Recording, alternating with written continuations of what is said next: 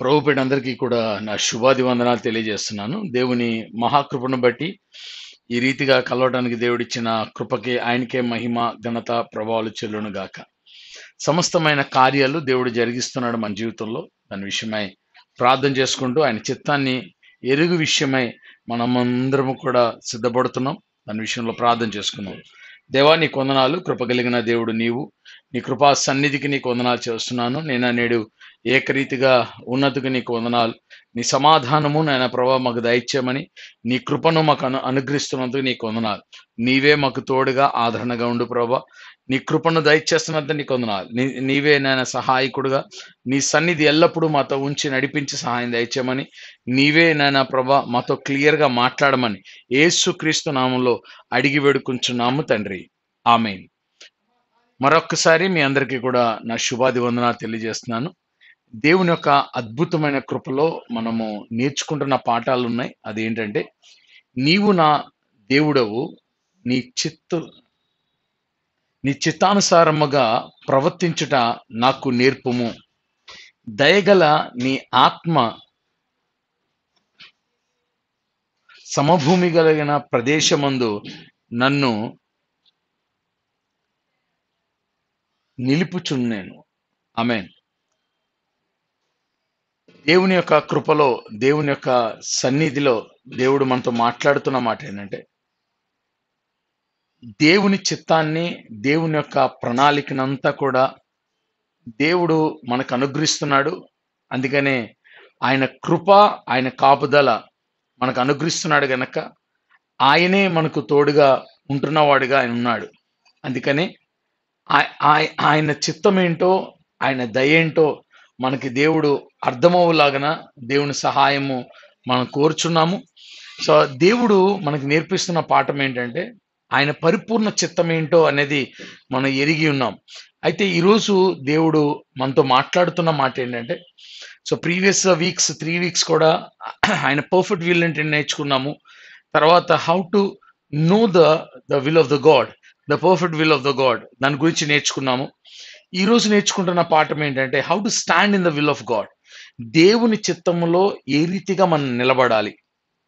అందుకనే దేవుని చిత్తాన్ని దేవుడు మనకి నేర్పిస్తున్నప్పుడు, దేవుని చిత్తమును మనం ఎరిగినప్పుడు మనం ఏం చేయాలి, ఎట్లా మనం నిలబడాలని మనం కానీ చూస్తే గనక, దేవుని యొక్క కృపలో మనం నడుచుచున్నప్పుడు ఆయనే సమస్తము నడిపించగలిగిన దేవుడుగా ఆయన ఉంటాడు. అయితే once we know the God's will, so ఎప్పుడైతే గాడ్స్ విల్లో మనకి తెలుస్తుందో అందులో నిలబడటం అనేది చాలా ప్రాముఖ్యం. ఎన్నిసార్లు నిలబడాలి అంటే, అనేకమైన సార్లు తప్పిపోతున్న పరిస్థితులే కనబడతాయి. ఎందుకంటే ఆ విల్ అనేది ఎక్కడా ఉంది అంటే కనుక, it's in the heaven. So పరలోకము మా తండ్రి, నీ నామం పరిశుద్ధపరచబడును గాక, నీ రాజ్యం వచ్చును గాక, నీ చిత్తము పరలోకములో నెరవేర్చు ప్రకారం భూమి మీద అంటే పరలోకములో ఉన్న చిత్తాన్ని భూమి మీద నెరవేర్చట కొరకే మానవుడిగా మనందరము కూడా దేవుడు మనల్ని రూపించడానికి, ఏర్పాటు చేసుకోవడానికి కారణమైతే గనక, ఆయన చిత్తం ఏంటో, పరలోకములో మన ఎడల ఆయన కలిగిన చిత్తం ఏంటో అది నెరవేర్చుతున్నప్పుడు, తండ్రి అక్కడ నెరవేర్చుతున్నప్పుడు అది చూస్తూ నెరవేర్చబడే కృపలో మనం నిలబడాలి. అది అది అది మనం ఎప్పుడైతే తెలుసుకున్నామో, it should be a steadfastness లో మనం కంటిన్యూగా, అంటే రిమైన్ ఇన్ హిజ్ విల్, ఆయన విల్లో మనము స్టాండ్ అవటం చాలా చాలా ప్రాముఖ్యం. అంటే తప్పిపోతున్న పరిస్థితులు ఉన్నాయా అంటే గనక, బైబిల్లోంచి అనేకమైన బిడల్ని మనం తీసుకుంటే గనక, ఉదాహరణకి మోసెస్ జీవితంలో ఆయన టైంకి బిఫోర్గా, అంటే 400 సంవత్సరాలు బానిసత్వం అన్నప్పుడు ఒక 10 సంవత్సరాల ముందుగానే ఆయన ఎప్పుడైతే వచ్చాడో, he was not able to stand in the will. For that reason, ఆ రీజన్ బట్టి ఇంకొక 40 years ఎక్స్టెన్షన్ అనేది జరిగిపోయింది. 430 సంవత్సరాలకు వెళ్ళిపోవటానికి కారణం. అయితే దేవుడు చెప్పింది 400 సంవత్సరాలు. మరి 400 సంవత్సరాలు అయిన తర్వాత లోపలికి రావాలి కదా. అంటే ఎప్పుడైతే టైమింగ్ మిస్ అవుతున్న పరిస్థితులు ఉందో, అలాగే 75 సంవత్సరాల్లో 68 సంవత్సరాలు, 2 సంవత్సరాలు ఎక్కడో మిస్ అయిపోయింది. ఆ 2 years మిస్ అవ్వటానికి దేవుడు డానియేల్ యొక్క ప్రేయర్స్ ని యాక్సెప్ట్ చేసి God allowed them for the deliverance. But ఇక్కడికి వచ్చేసరికి మోషే విషయంలో చాలా సార్లు తప్పిపోతున్నాడు.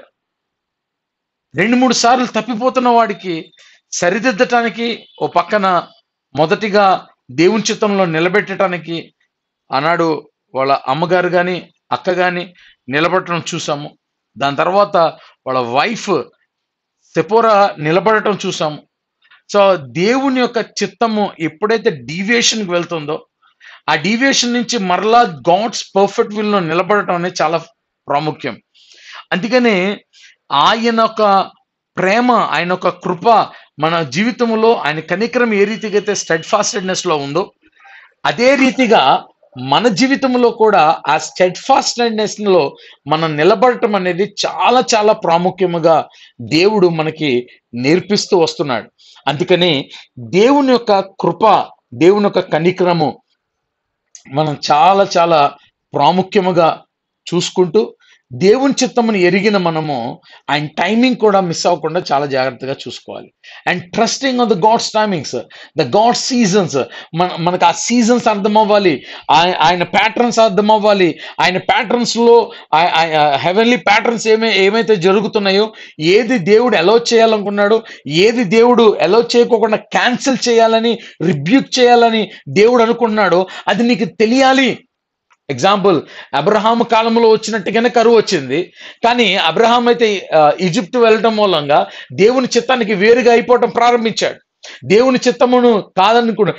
ఏదైతే దేవుడు నిబంధన చేశాడో ఆ నిబంధనకి వ్యతిరేకంగా ప్రవర్తించినప్పుడు అయినప్పటికీ కూడా దేవుని ఒక మహాకృప అబ్రహాము పట్ల ఉండి ఆయన మరలా ఆయన చిత్తాన్ని నెరవేర్చుదు. ఆయన క్లియర్గా చెప్పినాడు, ఇస్సాకుతోనే నా నిబంధనను నేను నిలుపుతాను తప్ప ఇంకెవ్వరితో కూడా నిలపనప్పుడు. ఆయన కెతోరా బిడ్డలు అవ్వచ్చు, ఆనాడు హాగర్ బిడ్డ అవ్వచ్చు, ఎవరిపైన కూడా దేవుని యొక్క కవినెంట్ అనేది నిలిచి లేదనే విషయము, ఆ కవినెంట్ లో నిలబడటానికి ఇస్సాకుని మాత్రమే నేను ఏర్పాటు చేసుకున్నాను అనే విషయము చాలా క్లియర్గా దేవుడు మాట్లాడుతూ వచ్చాడు. అయితే మరి అదే రీతిగా సేమ్ ప్యాటర్న్ ఎప్పుడైతే జరుగుతుందో ఇస్సాకు జీవితంలో జరుగుతున్నప్పుడు ఇస్సాకుతో కూడా దేవుడు అన్నాడు, don't go. What ever I said to your నీ యొక్క ఫాదర్స్ లైఫ్ లో నేను అలౌ చేశాను, but in your life I'm not able to allow it. But what is your will? నీ యొక్క ఫ్రీ విల్ నుంచి నువ్వు డెసిషన్ తీసుకో. అయితే బట్ ఐజాక్ తీసుకున్న డెసిషన్, ఇస్సాకు తీసుకున్న డెసిషన్ అద్భుతమైంది. ఏంటంటే దేవుని మాట తప్పకుండా నిలబడ్డాడు. అక్కడ అదే సంవత్సరమున 100 ఆశీర్వాదాన్ని పొందటానికి సహాయము కూడా దేవుడే సహాయం చేసినట్టుగా మనం చూస్తున్నాం. The God's timing and the God's seasons. So when it misses, మరలా ఆ సీజన్స్ ఎప్పుడు వస్తాయో, ఎప్పుడు నిలబడతాయో మనకి తెలియదండి. ఎందుకంటే God's timings are different from us. So ఆయన టైమింగ్స్ చాలా డిఫరెంట్ ఉంటుంది. అందుకనే టైమింగ్ మిస్ అయ్యింది అంటే గనక, టైం మిస్ అయ్యిందంటే గనక ఇట్ గోస్ అవే, వెంటనే వెళ్ళిపోతుంది. అందుకని ఆ టైంలో ఎప్పుడైతే గాడ్లీ టైంలో ఎప్పుడైతే దేవుడు ఏం చేయమన్నాడో అది దేవుని చిత్తమని నువ్వు ఎరిగినప్పుడు నువ్వు ఇంకా ఏ మారు మాట్లాడకుండా నువ్వు trusting on the lord and keep silent. నువ్వు సైలెంట్గా నువ్వు నిలబడటమే కావాలి. ఎగ్జాంపుల్, జోసెఫ్ లైఫ్ తీసుకోండి.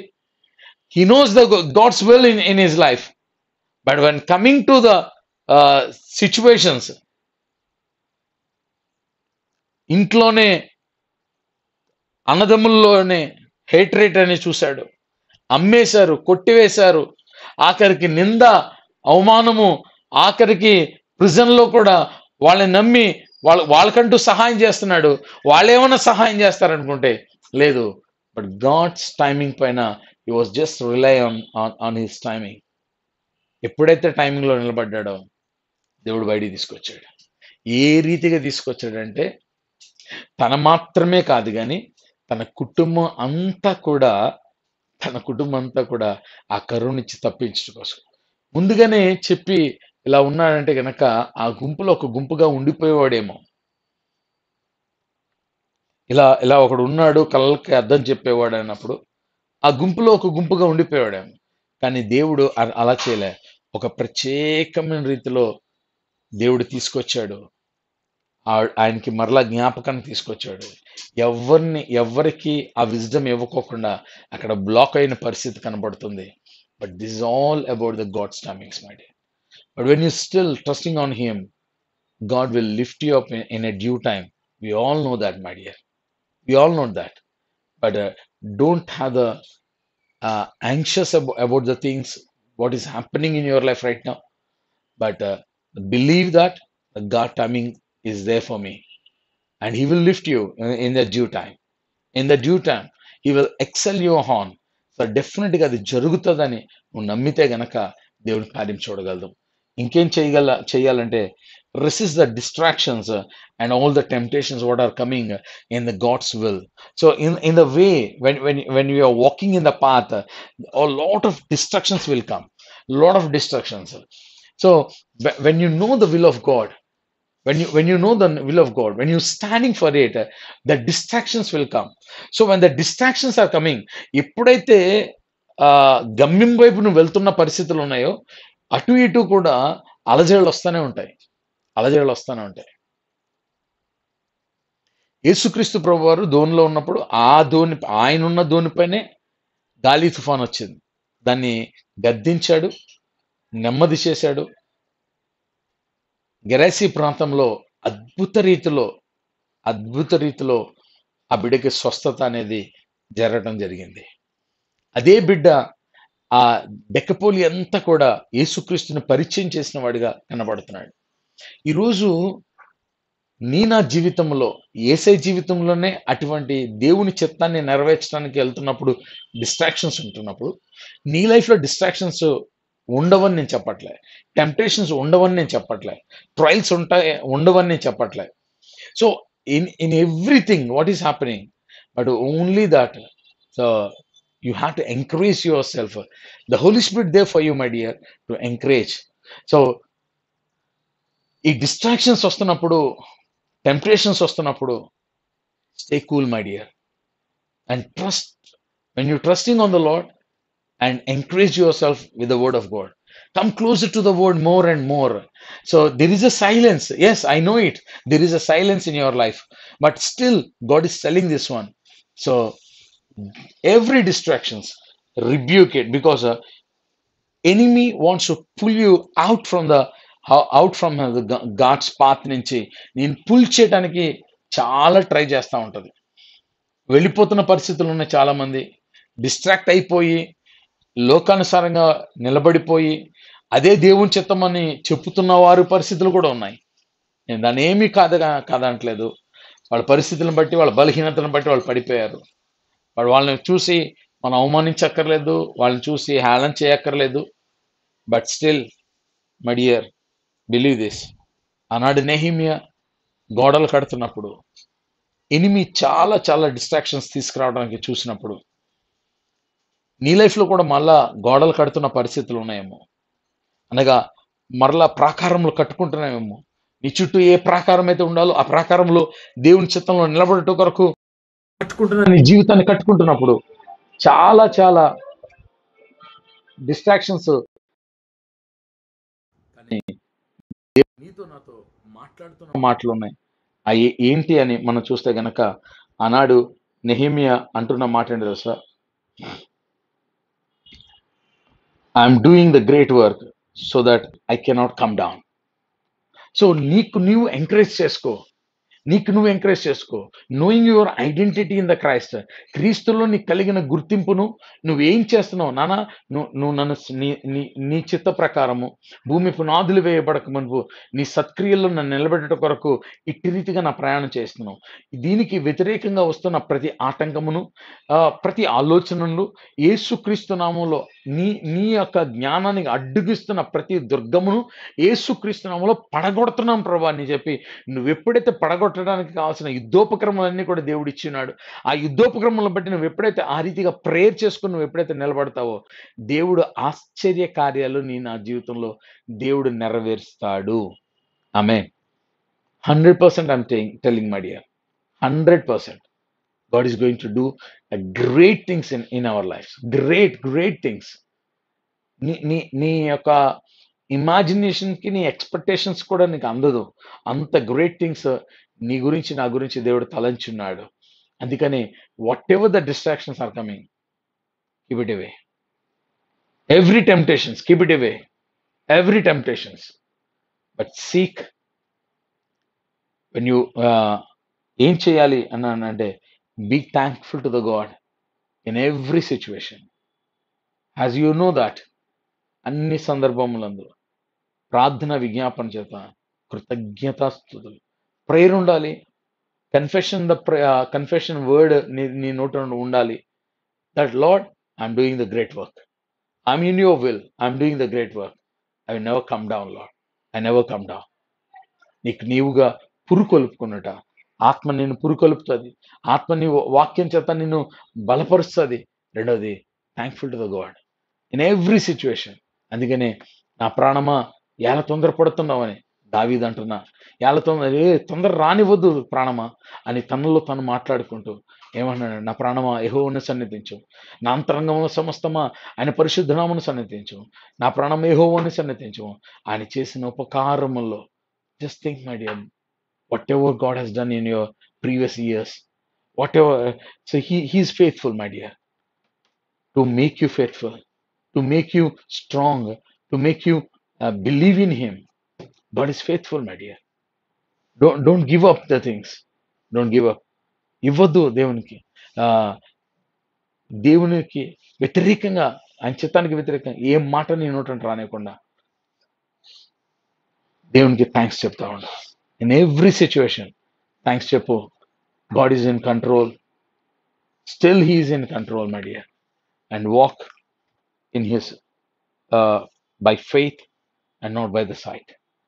విశ్వాసంతో నడువు. ప్రతి అడుగు అద్భుత రీతిలో ఆయన నడిపించుతాడు. పేతురు డిస్ట్రాక్షన్స్ చూసేంత వరకు నీటి మీద నడవగలిగాడు వేసేలాగా. మనం కూడా డిస్ట్రాక్షన్స్ చూడుకోకుండా దాన్ని రిబ్యూక్ చేసుకుంటూ విశ్వాస ప్రయాణము. అందుకే look on to the Jesus. This is what today the main. So when you see the Jesus, it's enough, my dear. ఓపికతో పందెపు రంగంలో నడవాలి. ఆయన చిత్తాన్ని నెరవేర్చబడాలంటే విశ్వాసానికి కర్తయు కొనసాగించిన ఆయన క్రీస్తు వైపుకి తీరుగా మనం చూడగలిగితే దేవుడు ఆశ్చర్య కార్యాలు మన జీవితంలో నెరవేరుస్తాడు. ప్రార్థన చేసుకుందాం. మహాగణుడా, మహానుడా, నీకు వందనాలు. కృపగలిగిన దేవానికి స్తోత్ర. మాతో సూటిగా మాట్లాడావు. కొన్ని దినములుగా నీ పరిపూర్ణ చిత్తం ఏంటో ఎరగడానికి సహాయం దయచేసావు నాయనా. నీ విల్ నీ తెలుసుకుంటాం ఏంటో, నీ విల్ అంటే ఏంటో తెలుసుకున్నాం. నీ విల్ ఏ రీతిగా ఉండాలో, ఎట్లాగా నీ విల్ని తెలుసుకోవాలో మాకు నేర్పించావు. ఈరోజు నీ చిత్తంలో నిలబడుట ఏ రీతిగా ఉండాలో మాకు నేర్పించు. దాన్ని బట్టి నీకు వందనాలు. బిడ్డలను దీవించు నాయనా. వాళ్ళు ఏ అవసరతల కోసం అయితే నాయన నోరు తెరిచి అడుగుతున్నారు, యేసుక్రీస్తు నామములో ప్రతి ఒక్కటి నెరవేర్పులోకి వచ్చును గాక, వారిని స్వస్థపరచును గాక, విడుదల కార్యం జరుగును గాక.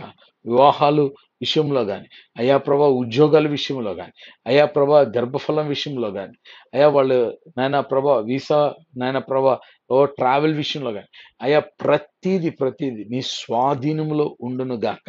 నీ చిత్తం మాత్రమే సిద్ధింప చేయబడును గాక. నీ వైపే మేము చూస్తున్నాం ప్రభా. నువ్వు నడిపించు. నీ అడుగులో అడుగు వేయటానికి నీ యొక్క నాయన డిసైపుల్గా మేము ఉండడానికి సహాయం దయచేయండి. యేసుక్రీస్తు నామములో అడుగుచున్నాం తండ్రి, ఆమేన్. తండ్రి కుమార పరిశుద్ధ త్రియేకనం సదా మనకి తోడై నడిపించును గాక. ఆమేన్. God bless you all. దేవుడు మిమ్మల్ని దీవించును గాక.